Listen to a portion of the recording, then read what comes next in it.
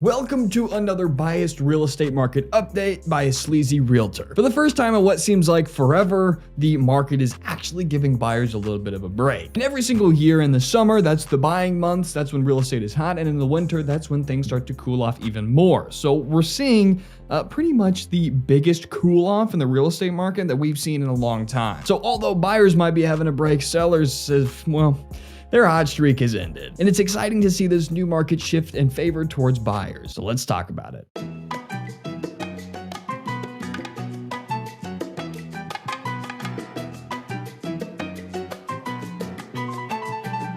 Make me a deal. If you get any value or information to add to today's video, hit that like and subscribe button. I greatly appreciate it. My name is Grayson Roberts, owner of Boss Properties and realtor in the greater Springfield, Missouri area. If you are looking to buy, sell, or invest with the absolute best, give me a call. I'll pop up my information on the screen right here. You can call or text anytime or email me if you like. And if I'm not operating in your area, I'd be more than happy to tap into my database and find you the best agent in your neighborhood. So I'm going to give you my professional opinion on the real estate market, and I'm not just going to regurgitate to you articles and blogs like some other videos, and admittedly some videos I've done in the past. This is simply my daily observation of the real estate market, and it's very important to know that every single market is completely different.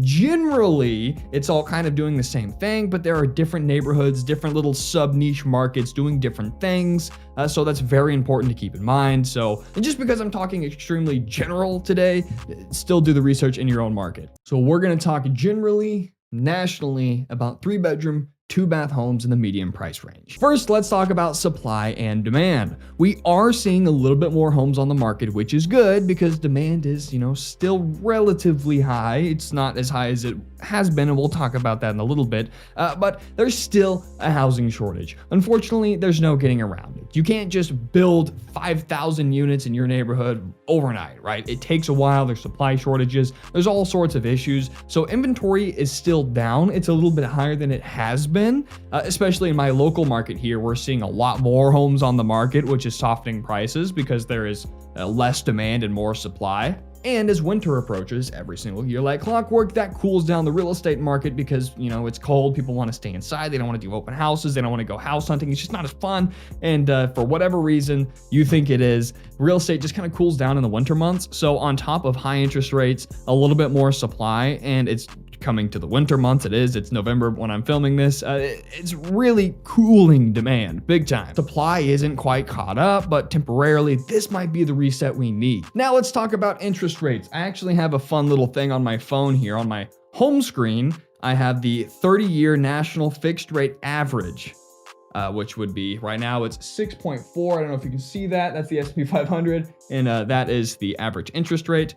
So about 6%. It was over 7% for a while. So interest rates are slowly coming back down, but they're still much higher than we've seen at about a 6.5% average. So that will cool down demand.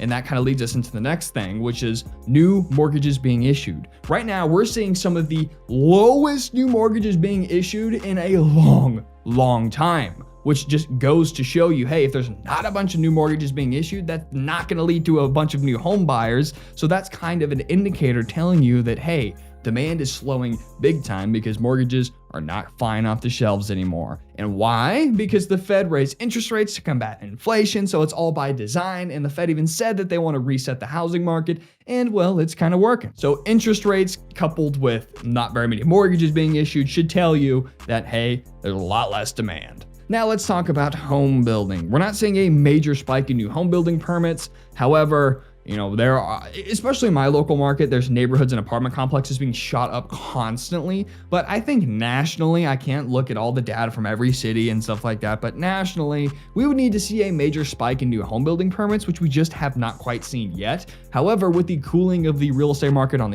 all these other factors, hopefully builders can have a little bit more time to get caught up, which would further lower prices. So with all of these factors in mind, in my professional opinion, I don't think the real estate market's going to crash. I think we might see 10% declines. Even in the worst real estate market we've ever seen, home prices dropped about 33%. So it's not the quite, 50, 60, 70% fire sale that I think a lot of people think is going to happen. I'm predicting maybe 10% decline that we're already seeing, right? So that's still awesome. That's a major decline of hundreds of thousands of dollars. So it's really excited for me, my buyers, and hey, sellers, they're still getting a decent price for their home, especially if they bought it in 5 or more years ago. So there you have it. That is the end of 2022 real estate market update. We're seeing a shift in the market to favor buyers. We're seeing prices start to come down, and it's really exciting to see. So hopefully this winter, everything will kind of be nice and reset. So when buying season comes next spring, things will be a lot more attainable for everybody, and we'll kind of have a little bit more of a balanced market.